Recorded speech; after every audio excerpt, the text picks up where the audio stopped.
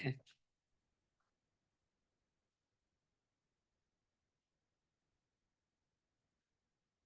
Good afternoon. Welcome to the Fort Vancouver Regional Library District Board of Trustees meeting. I'm now calling this meeting to order.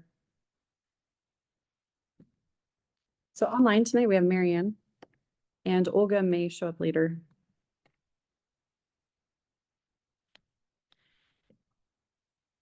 Is there a motion to approve the agenda of this April 3rd special board meeting as presented?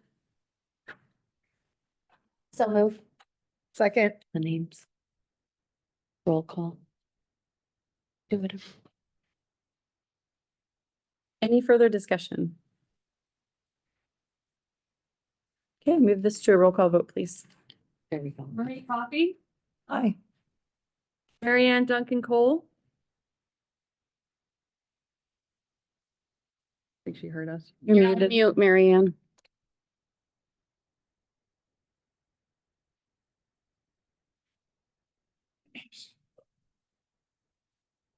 We can come back to Marianne. Could There you she is. flash that again? Am I muted still? Marianne Duncan Cole. Aye. Olga Hodges. Christy Morgan. Aye. Aye. Rena Kakarina. Megan Dugan. Aye. I move to approve the agenda of the April 3rd special board meeting. Seconded.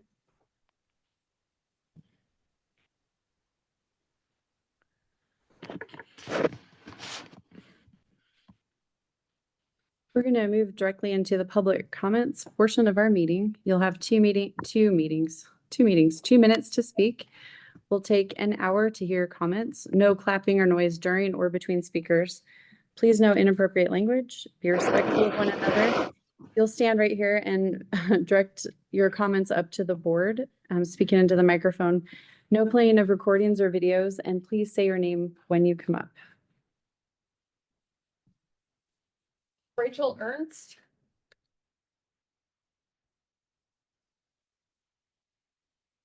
Hi, my name is Rachel Ernst and I have served FVRL. Is the mic on? I think so. I think it's just. Talk a little bit Okay. closer. Thank you. Hi, my name is Rachel Ernst and I have served FVRL and our communities for over 17 years. My focus is youth service, where I connect families to early literacy, facilitate art exploration with kids and tweens, some of which is displayed on the 3rd floor. I also connect with our incarcerated youth to provide access to books, foster a love for reading and building connections. This is just a snapshot into the dedicated work being done in Clark, Cowlitz, Clicknot, and Skamania counties. I have read the levy fail options, and I am incredibly concerned by option 1, significant upfront reductions. It claims to allow staff and services to adjust to the new normal while providing management capacity. What the new normal would look like is cutting 55% of staff by 2029. To put that into perspective, FVRL has around 207 FTE. If the goal is to maintain management roles, that means an almost exclusive cut to frontline staff who keep our libraries running. What would be left is around 94 FTE for our libraries and operations center. That means by going up the seniority list, you would be laying off employees who have dedicated a decade, maybe more, to this organization and their communities. The new normal would be widespread institutional knowledge lost, community lost. As staff say goodbye to our patrons we met as toddlers that are now teens, and their access to libraries when hours are reduced by 51% across the district. That is why I request the board to think deeply about our communities and those of us who keep libraries going. Thank you so much. You have Jake Osmus.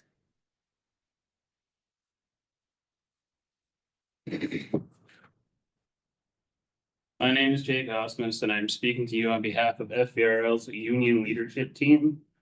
WPEA represents the majority of the workforce at FVRL. These positions include public service assistant, senior library assistant, security, IT, facilities, and book collection, amongst others. These employees are what keep our materials purchased, branches running, facilities maintained and safe, open and inclusive. These are the faces our patrons see every day they visit our locations. We recognize the difficult and serious task ahead of you, discussing the livelihoods of our employees. We want to express how much it means to be library workers. Serving our communities and facilitating access to material and resource, we recognize the need to be good stewards for our communities who rely on us to do so. Some of you may recall Mayor Ann McCurney's proclamation in support of our library district workers. I have copies of the proclamation to refresh your memory of the vital role our work plays in serving community. A role we perform with pride and a true desire to serve. Our union has concerns we hope the board is aware of and is taking into consideration when making decisions affecting our members. Potential cut to institutional knowledge with up to a decade of service while creating 3 new administrative positions earning 6 figures while discussing the possibility of layoffs has us very concerned. We ask you to look to the health of the district as a whole when considering your options for both pass and fail. We want this levy lift to be successful. We see the need and wholeheartedly agree it is long overdue, and you have a support of our membership. We ask you to consider the very real people consequence of massive layoff would have on our members. FVRL Library's stated vision is that everyone in our communities is valued and empowered to succeed, and we hope that you see the library staff as part of that vision. I do have a copy of the proclamation. Thank you. Thanks. Narissa Eckerson. Good afternoon. My name is Narissa Eckerson, and I'm speaking to you on behalf of FVRL's Washington Public Employee Association leadership team. Whether the levy passes or fails, we support the most conservative option available when it comes to staffing. Please consider what would provide the greatest stability to our current facilities, ensure funding for the longest period of time, while also building a cohesive and talented workforce earning fair market livable wages. If it fails, what option will offer us the fewest cutbacks and layoffs? What other adjustments can be made in lieu of layoffs? And what financial sacrifices are administrative employees willing to personally take to bear their share of the cutbacks? What options would best serve our patrons as well as our employees? Should FVRL decide to move toward outsourcing library services, WPEA would be extremely worried about the impact this would have on employees who are members of the communities they serve and the removal of local jobs. Multiple members of our union have asked Jennifer directly, even prior to her hiring, if she would be outsourcing work, to which she replied, no. We hope that remains true. We ask you to consider the very real people and real consequences a massive layoff would have on our members. FVR Library's stated vision is that everyone in our communities is valued and empowered to succeed. We hope you see the library staff included in this vision. Thank you for your time and consideration.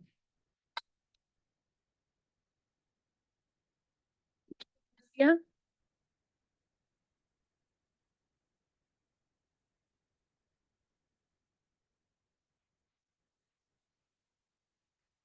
Good afternoon, members of the Board of Trustees. My name is Monica Garcia, and I'm the Secretary of ASME Local Group 7L, the union representing the supervisors, librarians, and coordinators at FVRL. On behalf of our executive board, I'm here to express our serious concerns regarding the proposed staffing cuts and their potential impact both on our employees and the communities we serve. We're committed to being responsible stewards of taxpayer funds, and we believe it is crucial to consider both the long-term sustainability of our services and the well-being of our staff. Therefore, of the options presented, we support option 1 should the levy lift pass, as we believe it's the most fiscally responsible choice, allowing us to preserve our budget through 2040. While expanding services may be appealing, we believe our community values fiscal prudence and expects us to stretch available resources as far as possible. If the levy does not pass, we strongly encourage the board to prioritize minimizing layoffs in the short term. Among the options presented by our director, we believe option 2 offers the best opportunity to retain as many positions as possible, We remain optimistic that voters will approve the levy before more drastic cuts are necessary as outlined in option 1. Our membership brings over 300 years of combined institutional knowledge and a deep commitment to serving our communities. We recognize the difficult decisions ahead and urge you to prioritize staff retention. Thank you for your time and consideration.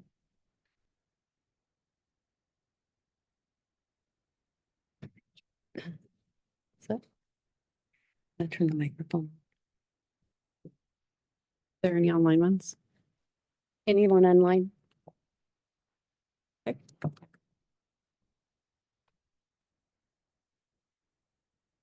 Thank you all for your comments tonight.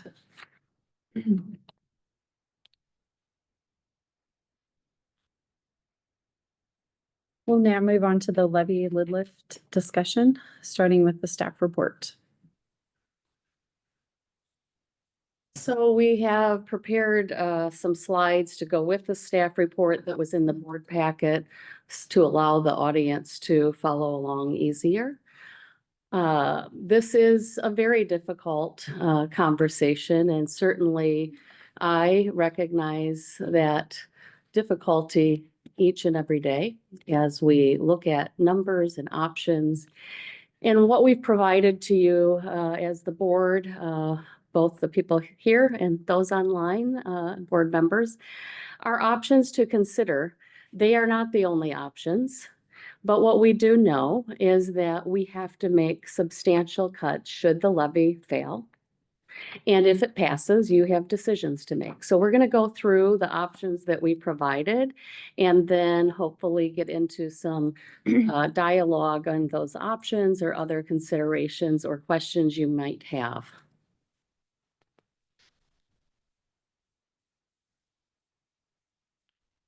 Nobody told me how to use the clicker. Which way? It looks like that should be the right way.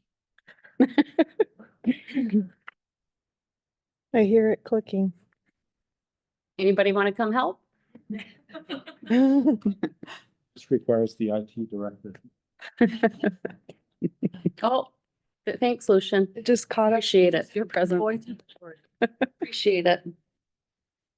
So this is just a reminder of the levy timeline that we have looked at so many times, but I like to start with what we know. And what we know is that the board, starting in September of 2024, had a board retreat to look at our financial projections, historical trends, and discuss all of the issues around levy lid lifts and other debt financing for library districts. Those conversations continued in the November and December and January regular board meetings, resulting in a resolution to put the restoration of 50 cents per $1,000 of taxable assessed value on the ballot on August 5th. Since that time, we have been developing service plans, which you see in your packet. We've had staff workshops as well as workshops for all of our Friends of the Library groups and the foundation to really talk about really the technical issues around a levy lid lift, how we're funded as a library district, that property taxes represent 96% of our funding, and what public institutions and staff can and cannot do during a campaign. So all of that has been done, and now we're at the point of leading up to the April 21st meeting when the library board will make a decision of what will happen should the levy pass or should it fail. And once that decision is made, we will be moving forward with our public information campaign and also speaking engagements and other outreach activities throughout the summer, culminating in the vote on August 5th. So that's what we're doing. And just to remember that the last levy lid lift was 15 years ago. We were at 38 cents per $1,000 of taxable assessed value. The levy passed by a very slim margin. We need 50% plus one to pass, and it was just over that. And we did lift back to the 50 cents per $1,000 of taxable assessed value. And then you can see over time that the levy rates start to go down, as is designed in how it works, that as assessed values go up, rates go down. And that is so that we stay within our limit of a 1% growth rate per year plus new construction. Over the last few years, we have received approximately 2 to 3% revenue growth, while at the same time experiencing 4 to 5% in expenditure growth. So those numbers don't add up well over time. While the district has been prudent, have been good stewards of the public funds, put money aside, intending to ensure that we could continue to sustain the same level of service. 15 years is a very long time.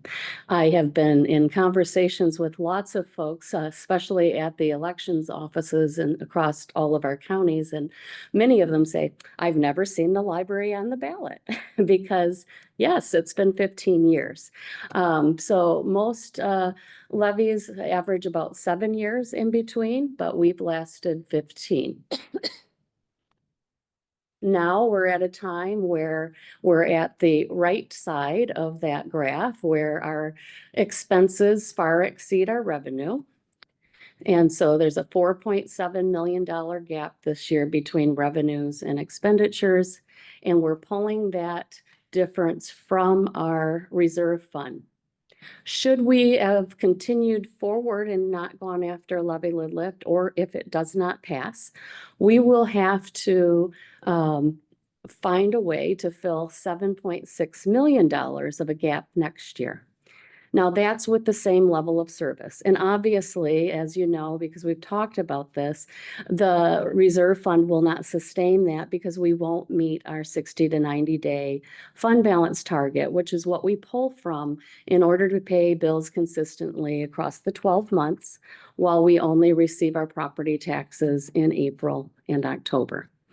So there is a unsustainable way forward without a levy. And we know that. That's why we have it on the ballot.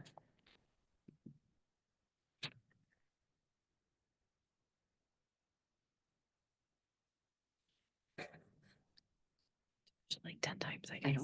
don't. We're trying to advance here. The clicker should be closer. Want me to pass it forward? Just hit it. Closer to? I don't know. Good luck. So while Lucian does his magic there to advance the slide, you know, we consider lots of things when we're making decisions regarding potential cuts or investments, such as community needs and expectations, fiscal sustainability and responsibility, impact on service levels and quality, infrastructure and facility maintenance, strategic growth and innovation. And by consistently applying these questions, we work to make financially sound decisions that align with the district's core values and mission, ensuring transparency and accountability. We also know there are other things we have to consider in the organization. We have 2 labor unions. You've heard from both tonight. And we have collective bargaining agreements, and those agreements will guide any staff reduction process should the levy fail. The specific impact on employees will only be determined after the levy results. That includes both union employees and non-union employees. It's not exclusive to the unions. It's everyone. FVRL libraries also follow, as I said, the 60 to 90 day fiscal management policy to ensure we have funds to pay our bills. And that is a target that should the levy fail, that's the target we're using to make cuts to ensure that we're able to continue to sustain the operations and pay our employees and our vendors on time. The integrity of the system is also considered. And you'll see that, and we'll talk more about that throughout the presentation, where no matter if we expand or contract or stay the same, you'll see the breakout of how we spend our revenues stays essentially the same. So the first option that we have is option one, if the levy passes, and that is to continue our same level of service. Please go back. Thank you. That is to continue our same level of service, which would also include completion of the Washougal Community Library in 2027, but no other buildings, no other additions. So essentially the same level of staffing, except for some very minimal staffing for the enlarged Washougal Community Library. So this is estimated to last through 2040, and you can see up there the projections which show both your your revenues in blue, your expenses in orange, and then what's happening to the cash balance. And as we talked about many times at the beginning of a levy, when a levy lid lift happens, we will have greater revenue than expenses. And I'm hoping I have the right slide, but Katrina will tell me if I don't. While also the fund balance continues to grow, because at the end, so by the time we get past 2030, when we start getting into 2035 to 2040 in this example, you don't see it because we look out 5 years as part of our fiscal management policy, but we've looked out further. That's why we know it's 2040. We know by 2035 or so, we start to get into the place where we're going to have to pull from our reserves in order to balance the budget to continue the same level of service. Jennifer, could you pause just for a second? So Yes. I just want to see that. No other. I know, because if you look, and I do this all the time, the first the line is showing in 2025. That's why the revenue is less than the orange expenses. But in 26, you see that very large change in the revenue, and the expenses haven't grown as much. And that continues forward. And then you start to see where the revenues start to kind of straighten across, because they start leveling off to that 1%. And the expenditures change over the years. So you see 2027, you'll say, well, why are the expenses greater in 27 than 28? Well, I mentioned because the Washougal Community Library is intended to be finished then. Also, there's changes in between the years because we have to take care of our 16 facilities and fleet of vehicles and bookmobiles. And so those capital outlay costs are different every year, depending on what the projections say. How many roofs need to be repaired, how many HVAC systems need to be replaced, those types of things. So while we wouldn't be building more facilities, it would be critical to continue to maintain our current facilities. On the next slide, what you'll see there is the breakout of how the expenditures would look in option one. And this is actually taking all the years 2026 through 2030, so a 5-year projection, and averaging those percentages. And you'll see that in every option. So the actual numbers may vary slightly year to year. There's rounding that happens in there, et cetera. But the picture is as true as it can be, that personnel will always continue to be the largest portion of our budget. It is the staff that bring the library to life and provide the services as a frontline service-facing organization. We will continue to look at 12% of our budget going to library books and materials, again, an industry best practice. And that is the second biggest demand on our service of what people are looking for from us. And then the capital outlay and other services and charges are in the 14% number up there, and then supply, small equipment, and technology. So that is option one. There's not a lot more to say about option one because it's pretty straightforward. If we move now to option two, should the levy pass? This option is presented to impact and invest across the district. So a district-wide investment in additional services, increasing our open hours by 13%. And in this example, we would also build the Washougal Community Library.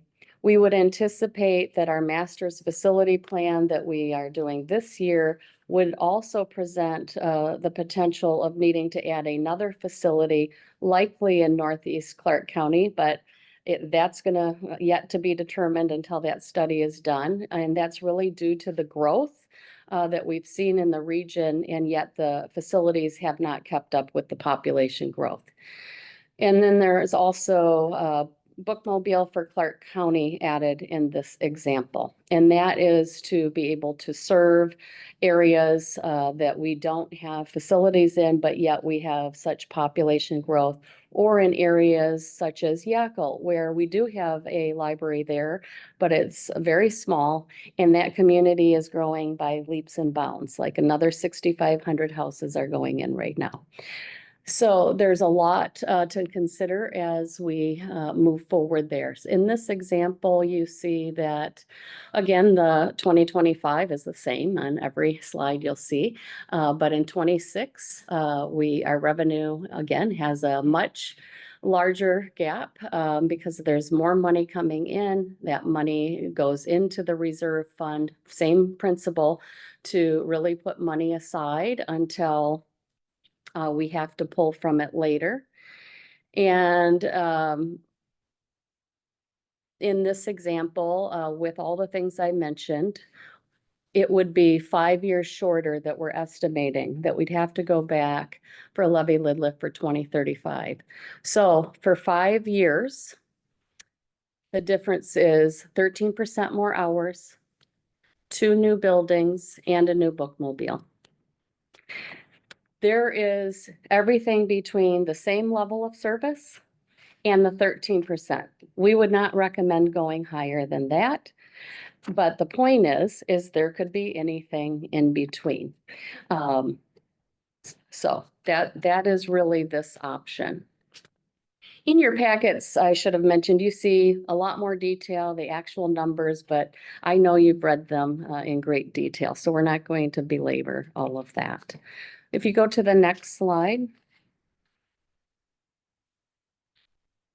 So again, next slide, please.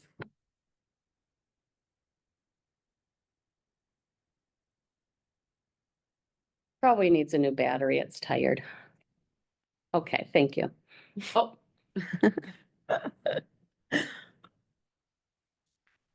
Maybe just Miranda, you can do that for me. Oh, tell Lucian to stop pressing the button. Thank you. So you see basically a very similar pie chart, and at the end, I'm going to show you all the pie charts all at once, but We're way ahead of where we need to be now. Around 12. yeah, we're supposed to be on page 8.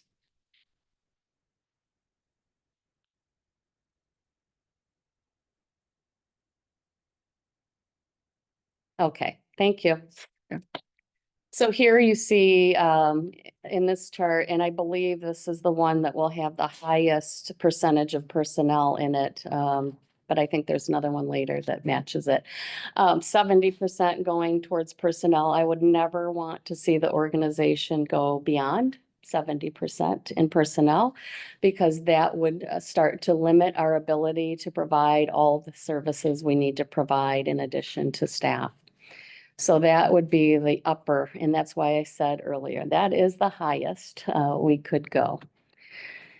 Go to the next slide. And this is now discussing, should the levy fail, option 1. And I should have mentioned this earlier. I'll mention it now. Just because we call options 1 and 2, it doesn't mean they're in any particular order. They're just in the order that we put them together. So it's not about anything being preferred or not by administration. It's just the order that they are in the packet. So under, should the levy fail, the option one is significant upfront reductions. 30% reduction would be taken in 2026. And so what you see there, again, as we move forward, you see that the revenue and expenses are a lot more aligned there. And so there's not anything going into reserves. We're actually pulling from reserves over time. We are not building the Washougal Community Library. We're not building any new library. We're not adding a bookmobile. And we are proposing to close the Vancouver Mall Library when its lease is up in 2028. And that decision is still something the board would have to consider. But the point is that's a substantial cost to the district for that lease. And yet, when we compare where our libraries are, when that library opened in the mall 40 years ago, the libraries that now surround it were not there in their same form. And so that was the consideration that was used when looking how to make these cuts across the district, what makes the most sense. This is why the mall library is included there. So by, obviously, we don't have a how long will this last, because we will continue to collect money as long as we are a district, at no matter what happens with the levy rate. The levy rate's never going to be zero. There's always, even though the rate will continue to fall if assessments go up, values go up, we will never get to zero. We will always be collecting money, but we will only have that 1% growth. And so when your expenses continue to go up, the only way to really get back in balance is to make substantial cuts so you can live within the revenues that are provided. On the next, well, already went there for me, maybe. We're on page 10 now. So again, very similar breakout of the budget.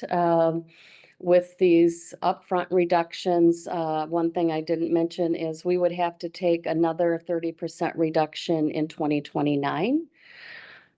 Now, my hope is that if we did fail, that something else would happen in those years. So we wouldn't have to get to 2029 like that, but we don't know.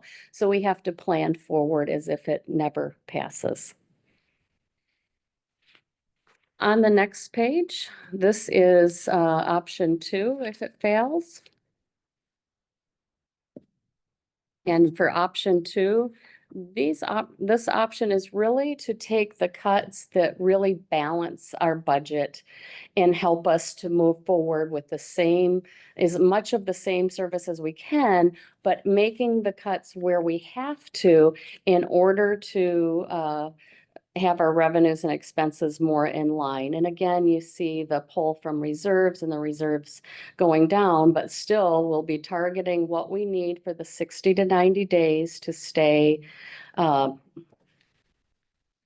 a good financial position to pay our bills on time. And so that's what's happening there. So in this case, the branch and bookmobile hours would be reduced by 15% in 2026. And then would have to be reduced another 31% between 27 and 30. So it's a different percentage each year depending on what the revenue projections are. Again, in this option, there are no new buildings, but we are continuing to maintain the buildings we have and no new bookmobile. On the next page, page 12, you see again the same percentage breakout. And if you go to the next page, This page shows the comparison of all of the options. So the pass branch hours in the pass option one maintain at its current level. In option two, we'd increase hours by 13%. If it failed on option one, we'd reduce by 30% in 2026. In option two, we'd reduce by 15%. And just kind of going down, it provides all of the same information that I was talking about. And you see the personnel percentage of operating remains fairly similar, as close as we can get with rounding and everything else across those time periods. If you go to the next page, this shows all of those pie charts together so that you can see what's happening in all of those, as I mentioned. And then next page.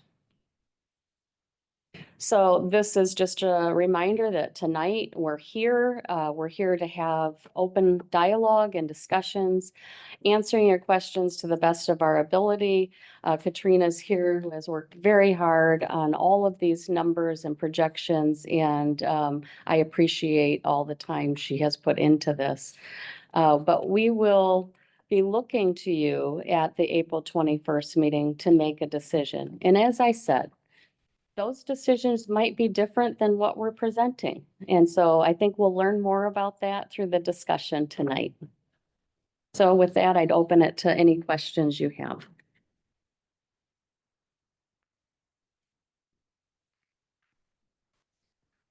Well, I'll start off. Our community is obviously growing. I mean, you can see it everywhere. There's houses going up everywhere. And with option one under the pass, how will that, if we're not adding any new services, how will that serve equitably across all the new people that are moving here? Well, what it does with the new people that are moving here that we've seen in the last 15 years is it does a couple things. One, it either puts more pressure on certain locations that they travel to or live near, work near. It also, as we see in our numbers of cardholders, we're not able to reach everyone. I think our cardholder rate right now is 32%, meaning of our 550 plus thousand people, 32% of those have library cards.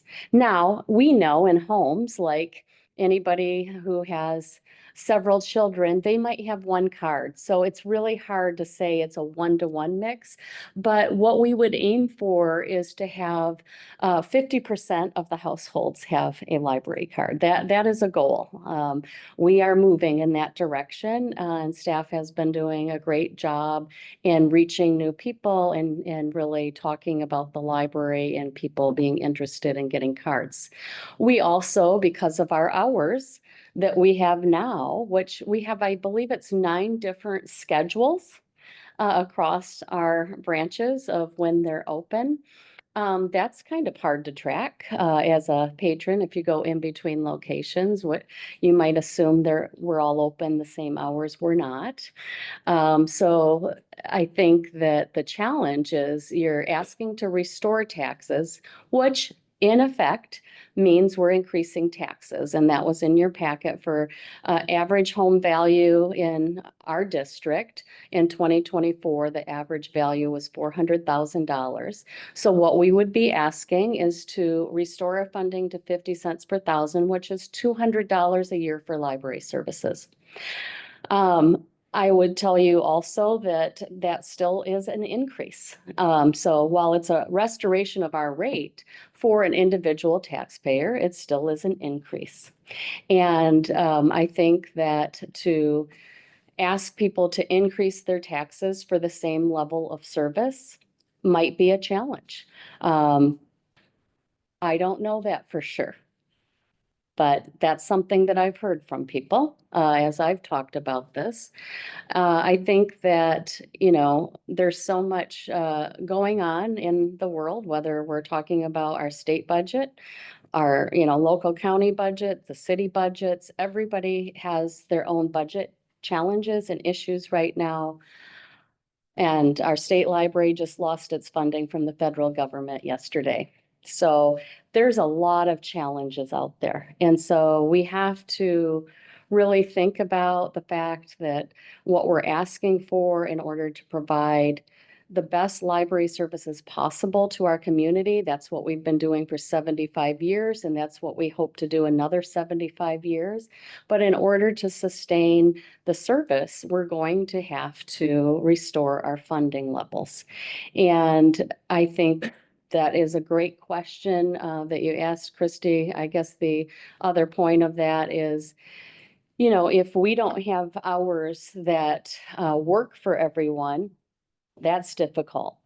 That's different than even the fact that we have all this different growth happening and yet miles and miles to get to your closest public library. So there's a lot of challenges. That's why we're doing our strategic planning process. It's why we're doing the master's facilities plan to really look at these issues so that we can have a plan forward. And again, that is no matter if the budget contracts or expands. So 1 is maintaining the same service. 2 would allow for more hours and more service. Okay. Yeah, so 2 would allow for 13% if it passes, for 13% more hours district-wide. And Clark County Bookmobile, the Washougal Community Library would be built in 2027, and in 2030, a new library somewhere.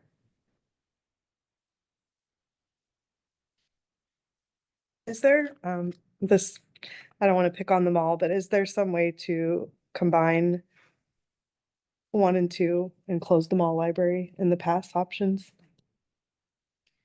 Yes, in the past options, we could, well, first of all, let me say this. The library board adopts a budget every year. And as part of that process, we look at everything. And so the mall library could be closed in either the pass or fail options. We obviously have a lease through March of 2028. So it would be almost impossible from my reading of the lease to get out of it before that point.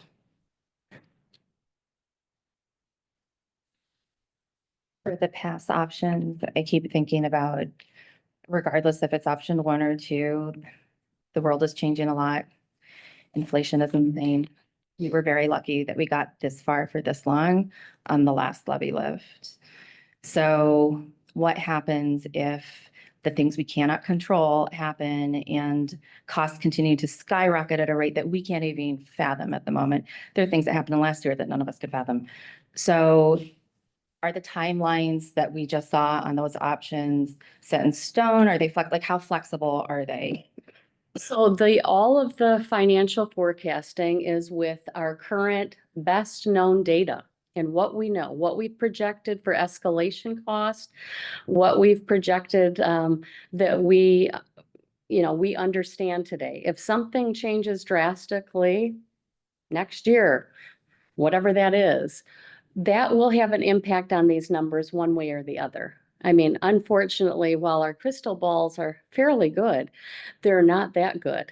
So it just like anybody, a budget is a working document. We will have to, as we go through, whether the levy passes or fails, we will continue to do budget adjustments. We will put budgets together. You will make decisions. Even when we say things in here such as the Washougal Community Library will open in 2027. The board still has to vote on that at some point, and the project actually has to move forward. And so whether it's in 27 or 29 or I don't know, but for the purpose of the projections, we've put it in here so that we are planning for that growth. Can I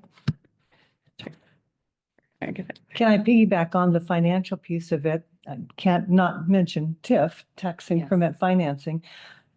have you been able to, how would you be able to, or have you made a prediction on if that goes through and if more taxing zones like that come through, what kind of an impact that's going to be negative to Yeah. any of the options that we pick? Yeah, it is. Currently, and let me count. Currently, we have 4 TIF areas. And we're estimating, I believe it's almost $11 million lost over 25 years. With TIF areas, tax increment financing areas, every area, every city, every county, every port, not the library, can form up to 2 TIF areas. And so I started counting one night. We were in Woodland. Marie attended with me a meeting at the fire hall to talk about TIFs because the fire district, just like the library, were junior taxing districts, and we are affected by tax increment financing. If you want to know more, there was a story in the Columbian or also in the Reflector. You can read about it. Or go to mrsc.org and look up tax increment financing. What this is a law in 2021 that was passed that allows these tax increment financing areas to form without voter approval, that allows that area to capture, well, first of all, for all the tax entities in that area to establish their base of where they were at that point. And anything that grows above that, between that point and 25 years, up to 25 years, that TIF area captures that growth. So even our 1% gets captured. Any new construction gets captured. So what happens is that we will have more pressure for services in an area that's growing. And the taxes that the public believe are going to the library, because it even says that on the tax bill, is actually being captured into these TIF areas. So it becomes very confusing. It's very hard to describe that in an elevator speech, although we try, don't we, Marie? But the point is, your question is, have we anticipated that? And I would say to the extent we can, we know what that's doing now, but we really don't know the long-term impact. And I think I started to say, I sat there at that meeting and I think I counted that there could be as many as 34 TIF areas in our district. So it's a very serious issue. There's a lot of talk with the junior taxing districts across the state about this. There's a good side, like we're not opposed to growth. That's okay. But what we're opposed to is the fact that we have gone to the voters to ask for money to fund library services, and that money's not all coming to us. And that's the hard part. And we have no opt-in or opt-out ability. I realize that this is not going to be answered in an elevator pitch, but how does that affect the library budget then? So we ask the taxpayers for an increase. Let's hope they all say yes. And we get it. We expect that there's a certain percentage coming in. They get their bill. They think it's going there. But what is that? How does that actually affect the actual dollars in the pot? Yeah, so if, for example, I'll use the Port of Ridgefield. The Port of Ridgefield or the City of Ridgefield, they both have TIF areas in our district. So what happens now is if we get a levy lid lift, if it passes, we're still frozen at the point when those TIF areas went into being. So even the levy being lifted, they capture that growth in that particular area. So there's boundaries. You can look those up online. We can do a whole session if you want on TIFs for the board and go over that. But in essence, in those particular areas, we will not capture that growth.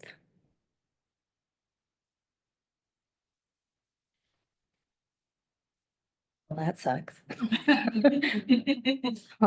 I do have a question about the fail options because a fail is sucks. Any of the options related to any fail sucks.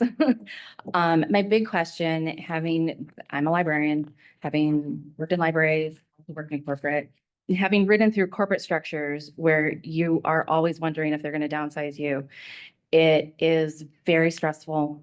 It's hard on your mental health. It is very difficult to keep morale up. So either of those options sucks. Mhm. So my question is where in the plan? And I didn't create the situation.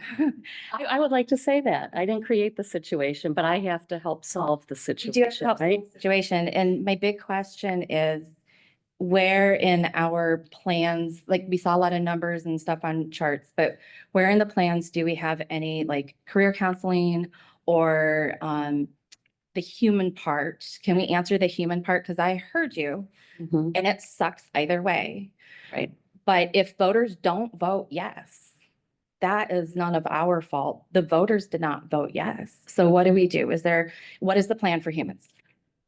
Yeah, well, I think as far as staff and addressing this, it's, very difficult. Right now, we're obviously in the planning stages, and my attempt is to be as transparent and timely in communications as I can to the staff of what I know, what we're looking at. They get all of the same information. As I said, we did workshops to explain to the staff. We've opened up for any questions that they may have. Um, I think that from an aspect of the emotional and professional support that you mentioned, we do have an employee assistance program as part of our benefits package that is there for people that need that. I know that the staff themselves provide great support amongst each other. They are a close staff.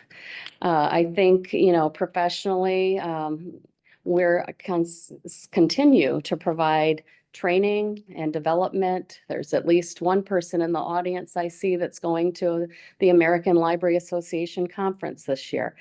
The point is, and staff has said, why are we still training people?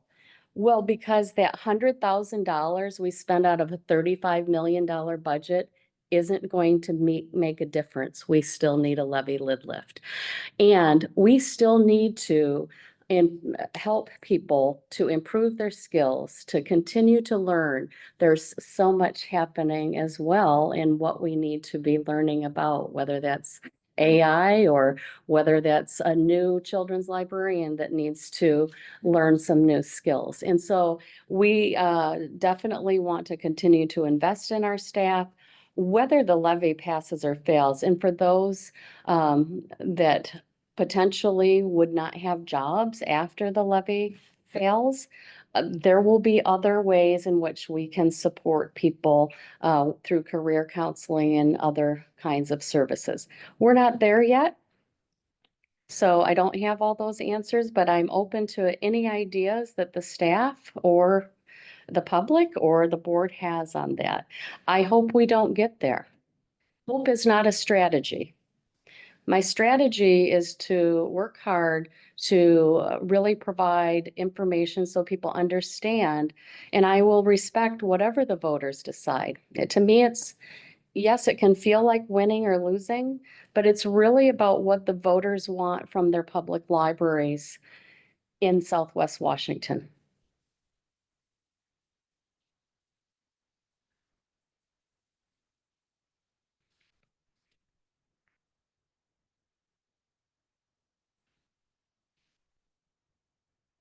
One more thing. Our staff are resilient. Uh, and that can be hard. I mean, they're resilient in so many ways. Working with the public day in and day out, it's not easy. There's a passion that one must have to do it well and to continue to do it. And so many of our staff do that well, day in and day out. They deal with challenges that we don't write about in our operations report every month. We write about all the great things happening, but there's a lot of things that aren't so easy.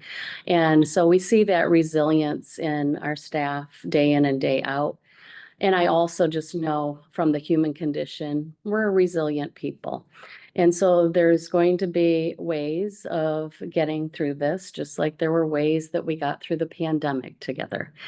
And it is serious. Nobody wants to see anybody lose their job.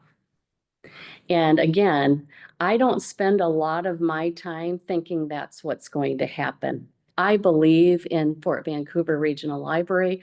I believe in Southwest Washington and that everybody's going to show up for the library. I believe in that. So I know we heard a few comments tonight about preferring the gradual, if it fails, the gradual reduction. I've also been a part of reductions for my own job, and I know my teammates and we prefer the route of just get it over with so that we can move on with our lives. Are you hearing, I know we have a few people here, what are you hearing amongst others, what else are you hearing? I guess is my question. Well, I've heard a lot, like you heard tonight, that to preserve as many jobs as possible seems like a good way forward. I've also heard just shock and awe, like not even able to respond to 15 to 30%. It's huge. So I think that it's still settling in, and I think people are still trying to wrap their heads around what does that mean. I think what is important in any of the options we have is we believe in equity across our district. We believe that that means that if we contract or expand, it affects the whole district. And we have to remember, we have very rural areas where, like, if we think about Klickitat County, we have Goldendale and white salmon and a bookmobile. Skamania, we have North Bonneville and Stevenson and a bookmobile. Now, population size, much smaller, for sure, than Clark County. But Clark County is where most of our our libraries are, serving the largest population in the district.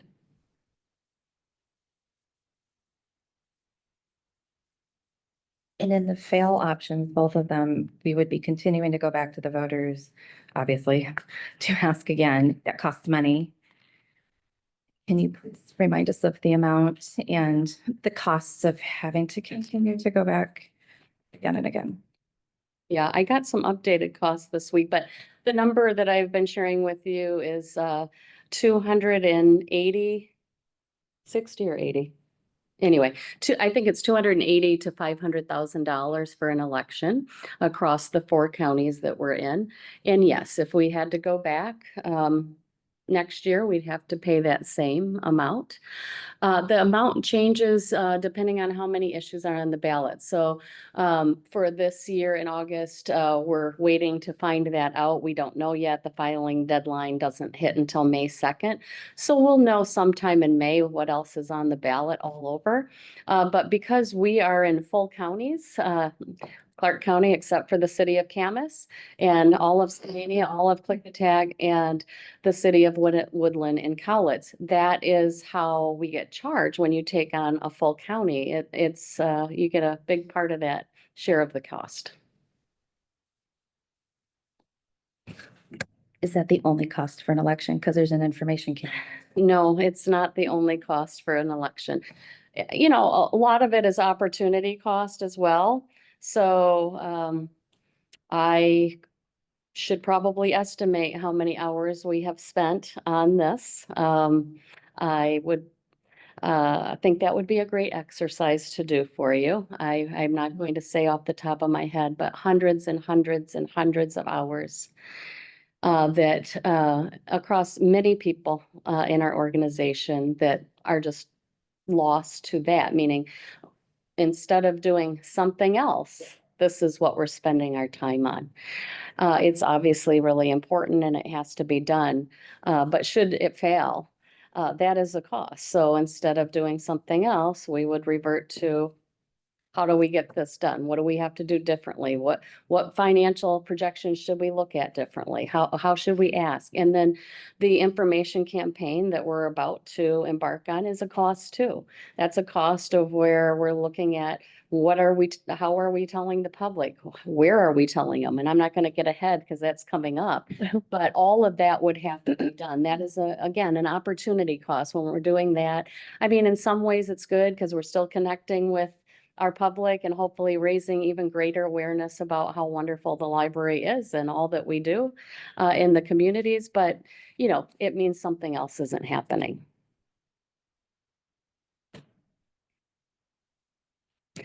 Is there a pathway for the staff to give feedback? Is there a process that they can express their concerns and? There is, I mean, and the workshops that we had so far, and with the friends too, we gave them an email address to ask questions, or they can say whatever they'd like to say. I think that it is sometimes challenging to understand the entirety of the situation. And yet it's, yeah, if somebody has a better idea of how to cut $7+ million out of the budget and not have to cut staff, I don't know what that is, but I would be open to hearing it. We do have a 60 to 90-day operating costs. Thanks to my favorite spreadsheets with Katrina. I understand why we have them and where all that money goes. But back to my first question, with not being able to predict any wild changes in the world seems to be getting wilder and wilder. Is that enough? What happens if we need more, or like money runs out? Right. So what happens is, you know, obviously, I think 2026, no matter if it passes or fails, I think these numbers are going to be pretty solid. But as time goes further out, you get more and more data. You learn what's happening, what are the assessed values doing, what's going on with inflation, what, you know, all those things. We have labor contracts, new contracts that will be negotiated. All those things have an impact on the length of time. So our projections, again, are based on what we know today, best information we have. And that includes providing escalations for things to go out. But, you know, if there's a turn of events and costs are going up higher than what was projected, we won't either one, last as long, or there might be cuts that have to be made. I mean, that's kind of the reality of any budget that anybody deals with, whether it's your personal budget or it's an organization budget. Question, can you hear me? Yes. If we have these issues and there's still areas that need new buildings, can we kind of restructure the way we finance some of these buildings to open up the door a bit and put more responsibility on the community that's directly benefiting it? Because I think in a lot of the communities with existing libraries, they did donate. They donated land, they donated, I'm not sure. I know there's a history of helping get those buildings built. Yeah, so thanks for the question, Mary Ann. Even in Washougal, that was a donation of property that we have right now. And that donation came with the fact that we need to build on it by 2030. So I'm not sure if the donor would take the property back or what. We would have to deal with it. But so there's always donations that are happening and fundraising. The Friends of the Washougal Library is an example, just like others have continued to raise money. But the gap is too large for the type of fundraising that goes on. So there are other options. The district can issue debt. The district can go into debt rather and pay payments on buildings. But again, you have to have the revenue to pay the payments. You also, as a district, can work with the appropriate area to form capital facility areas. And then the voters vote on that. So Three Creeks had a capital facilities area. That's how that building got built, along with all of their, I'm getting there, Megan. But I want to go back because people sometimes forget about Three Creeks. And then where we're sitting today at the Vancouver Community Library, the city of Vancouver also has still today a capital facilities area. And so the taxpayers in Vancouver are still paying off the Vancouver Community Library, Cascade Park Community Library.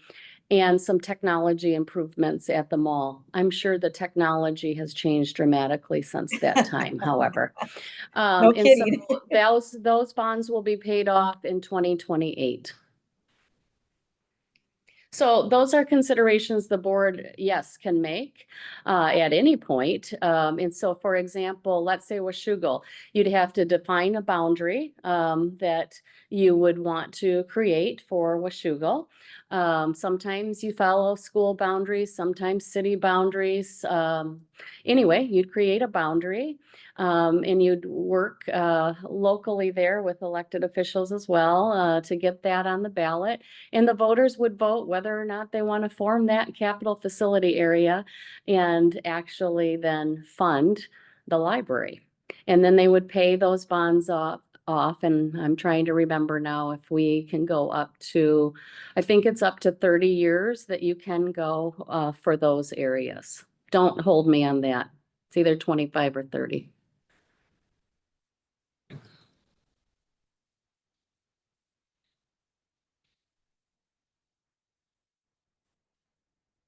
I think it's always important when these conversations come up, and of course, I don't have it in front of me, but we have buildings that we own. We have buildings that we lease. Some of our leases are to cities or towns, and some are to commercial. So like the mall is obviously a commercial lease, whereas Washougal currently is inside City Hall. So it's a city-owned property. And so when we think about our master facilities planning, there's a lot to consider of what our responsibilities are and how we look at all of those buildings differently.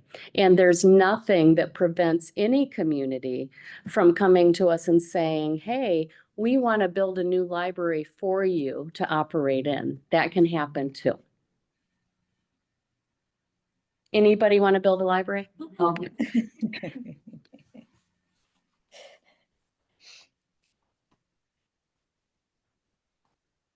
You're good? Everybody, Mary Ann, you're good? Any more questions? I'm just puzzled, and I know it's been around for probably at least 100 years. The financing structure that we've inherited is very restrictive. And I Yes, wish. it's RCW 27.12. It is the law that our district is funded through property taxes. We don't have any other mechanisms for funding library services in our state. Are the other libraries in Washington State equally kind of blocked? And is there a way to open up some sort of ability to get some other kinds of financing? Yes, I'll try to answer all of those questions. First off, there are many forms of libraries in Washington State, from a municipal library, such as the city of Camas has, to a district library that is an inter-county rural library district, such as ours. There's county libraries. There's partial county libraries. They all have a little bit different setup and different funding mechanism. Obviously, a municipal library is funded through the municipality. They might have dedicated funding that they've put on a ballot, but not necessarily. So City of Seattle is a great example of, they are a municipal library. They're funded through general fund, but they also have gone to the voters for dedicated funding. So there's a combination. King County Library System is a county, a very large county that also has their own levy and deals with the same issues that we are. They also have facilities they rent and facilities they own, so a lot of similarities. Timberland is our neighbor, Timberland Library District to our north, and I will tell you, there's many library districts like ours across the state. I don't know how many off the top of my head, but all of them that are similar to us that have multiple counties. The directors meet on a regular basis, and everyone is looking at levy lifts because everyone is struggling with the same issues, because this is how it works. It isn't intended that you will have to come back and ask the voters to restore funding.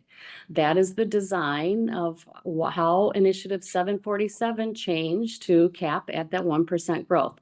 I'm sure you're all reading, as am I, what's going on in the legislature, what's going to happen, is that cap going away? Nobody knows. We will know by, I think, the end of the month of what really moves forward. But as I've said to people, no matter if that 1% limit changes or not, we still need a levy lid lift. What will change is how long that levy lid lift might last if there's a cap that gets raised.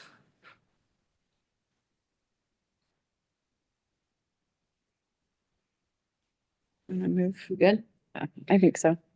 Okay, so what would be helpful to me is for you to really think about this conversation from a standpoint of where you think you're going to be on April 21st when you vote on this issue, at least thinking about what options make sense.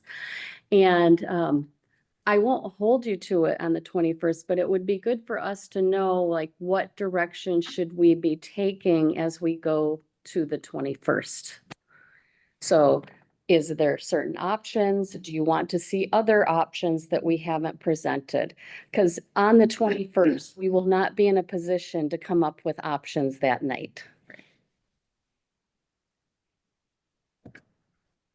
Well, I'll just repeat what I said about the Vancouver Mall lease expiring and the expense of keeping that building open, even if the levy does pass. I think we need to consider moving on from that, especially if we're talking about building new buildings and a potential bookmobile. I would love to see the Clark County bookmobile come back. I have a lot of great memories working on it at the fair and other places.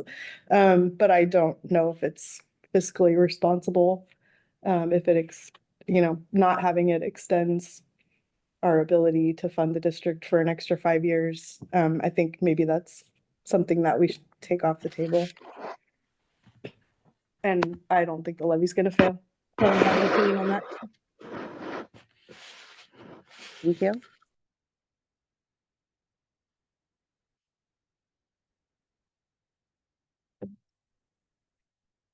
Anybody else want to give me some feedback? Don't be shy. Well, I would like to say thank you to Jennifer because she has been going around from branch to branch and everywhere else talking about all of this and trying to educate the public. So thank you for your, 20-hour days.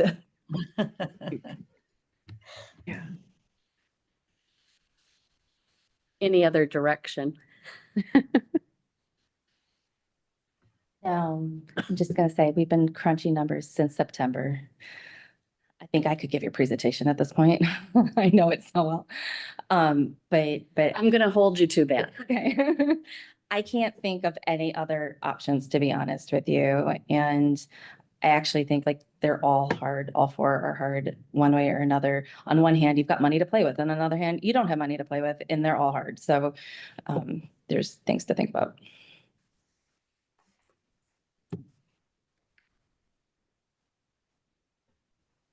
Okay, so Megan has suggested a couple things, so we will bring back options that include what Megan has suggested.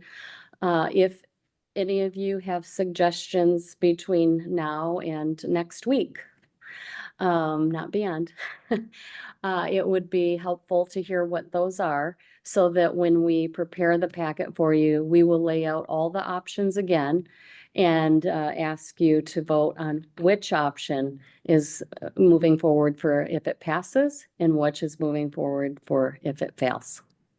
And why this is important is that these then become what we're telling the voters and the community that we will do either way. And while the long term, like I said, we adopt budgets on an annual basis, even though we're projecting out to 2030 and what will happen. We know that things will change between now and 2030, but in 2026, what we say is then what we will do. Okay. Thank you. I know it's difficult, and I really appreciate all the time. Thank you, Katrina, for the moral support up here.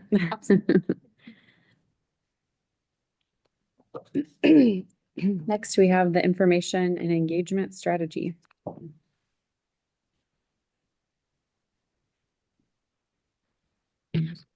Hello, Board of Trustees. Good to see you all. Good to be back in this spot presenting to you.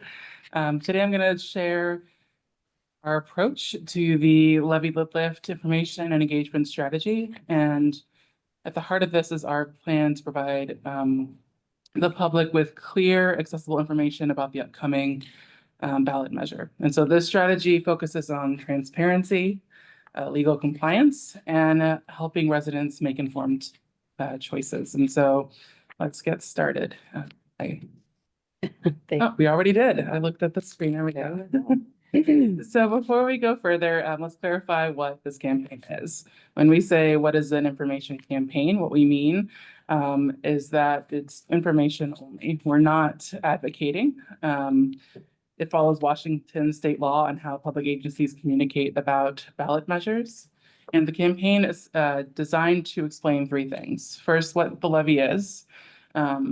If not everyone's watching our board presentations, then we'll have some more explaining to do, but also to simplify that for those folks. And then how library funding works, what it looks like in real terms that are understood, and what will change depending on the outcome of the vote. So what we're deciding and then talking about today, and then deciding on April 21st. Our role is to present these facts clearly and neutrally so the public can evaluate them on their own. Next slide, please. So with that context in mind, I'll talk a little bit about how I'm bucketing today's presentation. First, I'll share how we're identifying our audience. Who are we speaking to about this Levy the Lift? Then I'll explain how we're presenting information in a way that aligns with the law. You'll hear me use that word a lot because it's at the heart of an information campaign, which is to keep it clear, neutral, factual, and easy to understand. And finally, I'll walk away with how we're sharing that information across different channels and locations to ensure that there is broad access, broad reach. We serve a great many people in a big district, and so we need to be really intentional about making sure that message resonates across. Slide. So our district includes people from many communities, cultures, and lived experiences. Some districts, or some residents rather, use the library regularly, while others may not yet. No matter where someone is in their relationship with the library, our job is to make sure that they have access to that clear, factual, neutral information. And what this strategy is a design to meet people where they are, by focusing on our shared values rather than assumptions about how they currently engage with the library. So again, reaching broadly. You can move on to the next slide. So when we talk about our audience, we're not just thinking about our current users. This campaign is for every resident in the district because the outcome of the votes affect everyone, whether they visit the library often, occasionally, or not yet at all. And we're considering a wide range of ages, languages, communities, identities. We are looking at the different levels of familiarity with the library. And we are also identifying a variety of ways people prefer to stay informed with current events and information. FVRLibraries supports many needs, and I want to highlight some of these pictures up here. When we think about our audience, we think about the people, like a grandparent getting tech help at a branch, or a teen researching college options and homework, or a small business owner reserving a meeting room. Or educators utilizing our resources to support their classroom learning. These everyday connections guide how we shape and share information, making it accessible, relevant, and reflective of how our community engages with us. Moving on.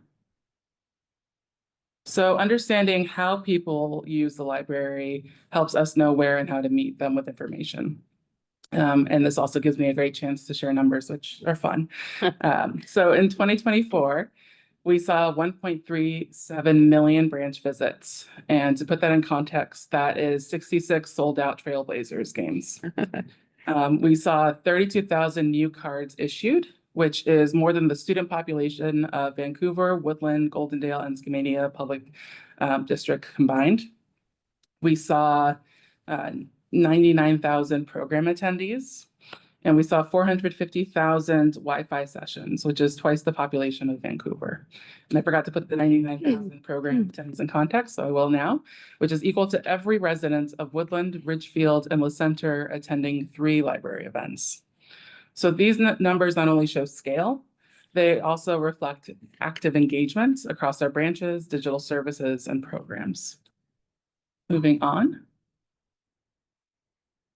So across our region and across the country, people consistently value public spaces that offer access to tools, technology, and information, respect through service delivered with dignity and care, ease, meaning no barriers, free and open to all, and trust built through consistency and openness. These values reflect what people say they want in public service, and they also show up in how our residents interact with the libraries.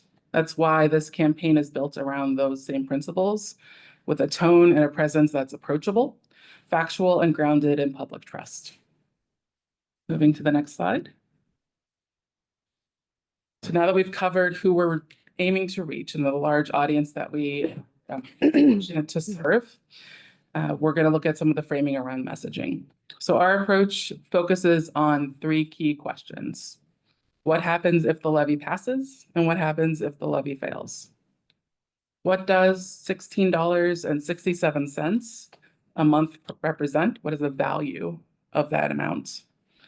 And how does this connect to our history and our future? And so we'll move forward to the next slide to start on that first question.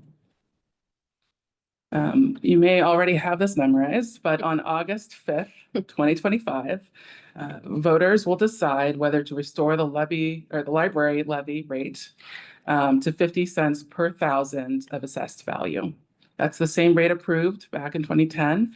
And for a home valued at 400,000, as Jennifer said, that's about $16.67 per month. This decision presents 2 clear paths that the board will decide upon on the 21st. But with the levy funding, the library can maintain current services, and it may choose to grow beyond that.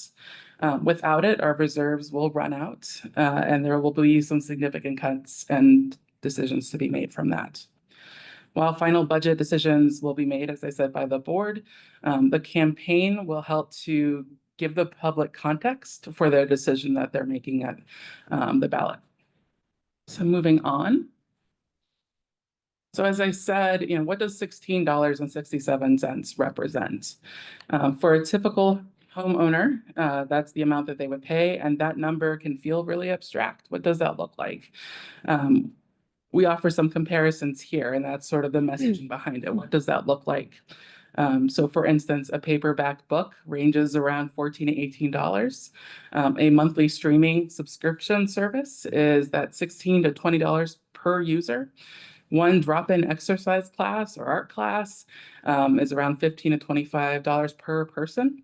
And half an hour of tutoring is $18 to $28 an hour in our region. A monthly fee for online learning platforms is $16 to $30. And all of these things and more are accessible with a library card at $16.67 per household for that month if the levy passes at that rate. So our library offers a wealth of resources for the community, and it puts this into context for what that would look like. Moving to the next slide. So there's the physical understanding, right? What is the resource? But there's also the understanding of what does it support? Public libraries like ours do not just offer books. They support outcomes in education, wellness, and economic opportunity. A 2024 study showed that 80% in that study said libraries support personal growth. 74% said they help manage life's challenges. 90% said the library increases their love of learning. And capital investments in libraries are also linked to higher student scores and increased youth participation.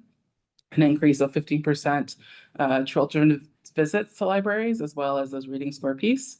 And every dollar invested can return up to $5 in community value.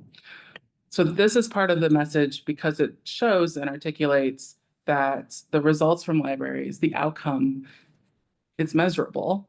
It's factual. It's based on studies that have been shown from the library and libraries across the country. But other things that show up are the stories that we hear on the regular from our staff. It's the patron who borrowed a resource that was really meaningful to them, the use of Wi-Fi for a job application, or simply finding a place to learn and feel welcomed. Together, these insights help illustrate the library's roles in people's everyday lives. Moving to the next slide. So this campaign is also part of a broader effort. It connects to the library's 75th anniversary, which reflects decades of community partnership. We have always been in lockstep with the people we serve, and that is at the heart of a library. And our strategic and facilities master planning process will help us guide the next 5 to 10 years, and it is done in partnership with the community. When we engage on that, that is us going into the community and asking to hear what is needed and how we can best shape the library to serve those needs. So these two things continue to seek out community inputs and help define our priorities. And the levy returns a related question to voters. Should funding continue to reflect this shared vision? It allows us to ask, just like Jennifer was saying, to return back to the voters and say, is this relevant and meaningful to you? Is this reflective of what you need from the library? And those will be articulated in these other pieces. Moving on. So now that we've heard a little bit about the overview of the messaging, let's dive into some of the tactics. Our outreach approach is grounded in 3 principles: accessibility, making information widely available; consistency, keeping the message clear and accurate; and neutrality, and that is staying fact-based and non-advocacy focused. It's information only. Staff won't initiate conversations about the levy, but materials will be visible and available for those who want to learn more. And this ensures legal compliance and helps maintain public trust. Moving on, we'll go a little bit into these. And I was accounting for the words on the screen. I'm trying to remember what the captions, thank you. So they're a little small, but this will be available later on for those who would like to see it closer up. As I said, we're sharing information in ways that are broad and approachable. What we aim to include are translated, bilingual, perhaps even multilingual flyers and fact sheets, posters and signage with QR codes to the website that will have more information. We'll put this information in different resources that we currently offer, like our news and events booklet that I see in front of you, and other printed materials that we provide. We will share these where our patrons are, in library branches, at bookmobiles. We'll share them where we go out into the community and find outreach events. Those materials will be available as well. We can also connect with our community partners that are open to distributing those materials. So in every way we can, we'll find ways to communicate in that passive but still available, right? Present and meant to offer people the resources they need. So if people want them, they can access them, but there's no pressure to look at that. And that's a key part of an information campaign as well. Moving on to the next slide. So most staff won't be involved in levy-related conversations, as I said, right? But it's the passive information that's shared. But as we were talking about earlier, Jennifer and others have already started those conversations at that leadership level. Jennifer for now, and then other leaders at the senior level will be instrumental in getting that information out. And will respond to questions that come up from the public and from the media. This ensures that the message stays clear, accurate, and legally compliant. Again, the word that I will continue to emphasize there, while helping us provide trustworthy information throughout the campaign. Now we can move on to the next slide. So to make sure our residents across the district can access this information, we'll also be using multiple channels for marketing efforts. We'll use our own owned media, which is our website, social media, any platform that we currently have. We'll put information and make it available there. Earned media, which is your interviews, local coverage, anything that people are actually coming and wanting to find out and kind of engaging with that. It might be a social share, right? We post something on Facebook and someone shares it, and that is what was referred to as earned media. We'll utilize paid media, and this is how we'll allocate our dollars to figure out where best to reach so that we're reaching our full audience. And that looks like print ads, digital ads, radio ads. It can look like and will look like usage of streaming services, YouTube. It could even look like ads on Spotify. So we're really thinking about what are the areas where someone in Klickitat will be looking for things and where someone in Vancouver that will be looking for things. And those are different audiences and different ages to be considering as we think about that paid media. And direct mail will be a component of this. Again, thinking about what are those addresses that are best reached through those services, especially for those audience members who may better be more receptive to a piece of mail than they would to a TV ad, for instance. So this approach helps ensure that people can encounter the information in the way that best works for them. Moving on to our final slide. At the heart of this campaign is one guiding principle. When people have access to clear, reliable information, they can make confident decisions. We're not here to persuade. We're here to provide facts, context, and opportunities to learn more. And we're proud to continue that role that the library has had in doing so and has been doing for the last 75 years. Your next presentation.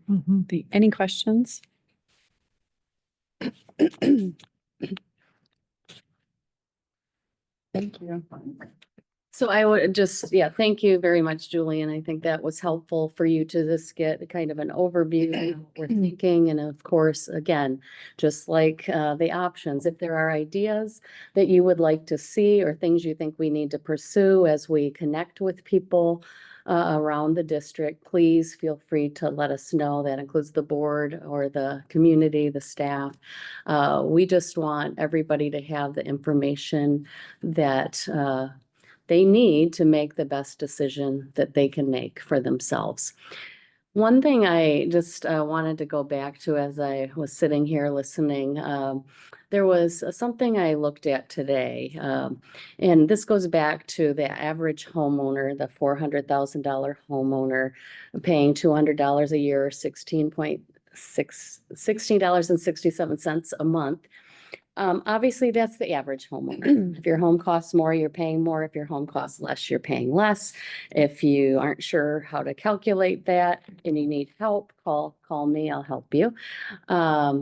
But I think what's also interesting is for all of the impact that Julian went over of, filling stadiums and how many people come to programs, et cetera.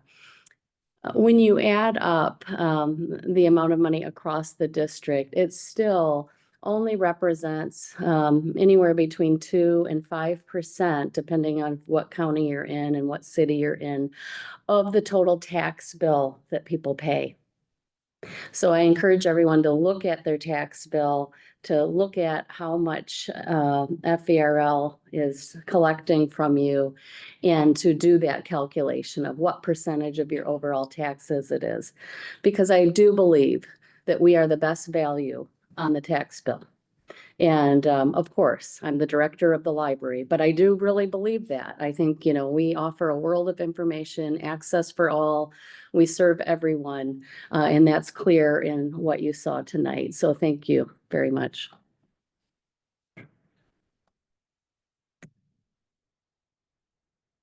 Next, we have Resolution 2025, the Levy Lid Lift Pro and Con Committees. So the library did do a recruitment for pro and con committees, and that was on our website for a month. It was press release went out, was in social media, and we did have quite a few people that responded for the pro committee, and we had one for the con committee. It is one committee for the whole district, so it's pro committee or con committee can have up to 3 people. So what you have in front of you is a resolution to appoint those people to the pro and con committee. The executive committee of the board met last week to review all of the names and move forward to what is in your packet.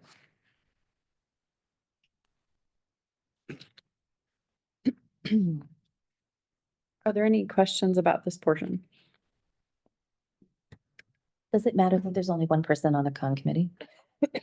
Since we did do a month-long recruitment and did attempt to get those filled, what will happen is once the board appoints these people, we will, with all the other things we need to turn into the counties, we will turn this in and the county will try to fill out that committee.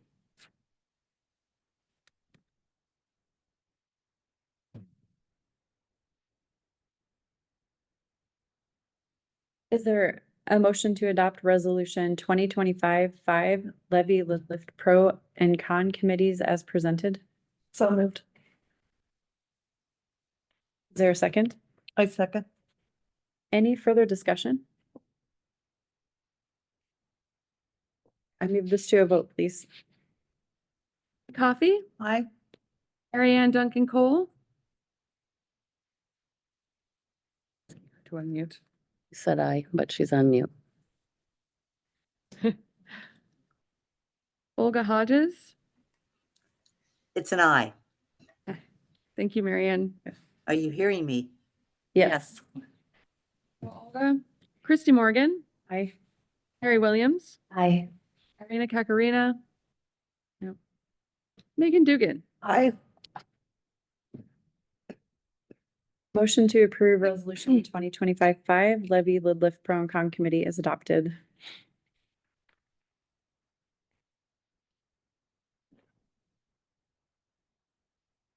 Are there any comments the board wishes to make at this time? Yeah, I have something else that I'd like to say. Sorry. I just wanted to say something more about the levy lid lift service plan options. I don't think that the levy is going to fail, but I do think that as a former FVRL staff member, and there's several of us on this board and former WPEA members too, I just want to make it clear how important we think the staff of the library are. And I would like to see minimal cuts to staff if the levy fails. A lot of us in this room have known each other more than 35 years and been through failed levies before and been through cuts to services and district staff before, and it's very hard to go through that. So I'd like to see it be as minimal as possible.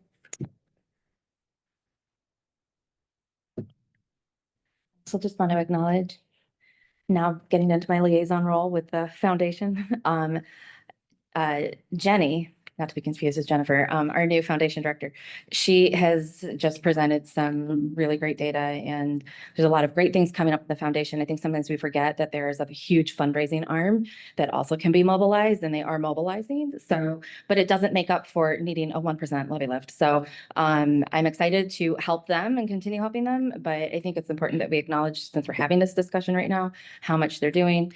Everybody buy a ticket to the authors and illustrators dinner, please.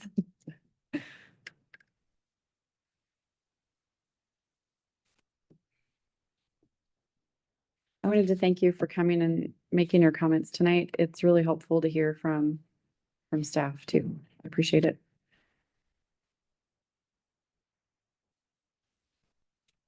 The setting for the next regular meeting is Monday, April 21st at 6 p.m. at Washougal Community Library, Washougal Community Center, also hybrid on Zoom. Is there a motion to adjourn this April 3rd special meeting of the Board of Trustees? So moved. Second. Any objections? Hearing none, this meeting's adjourned. Thank you all for coming.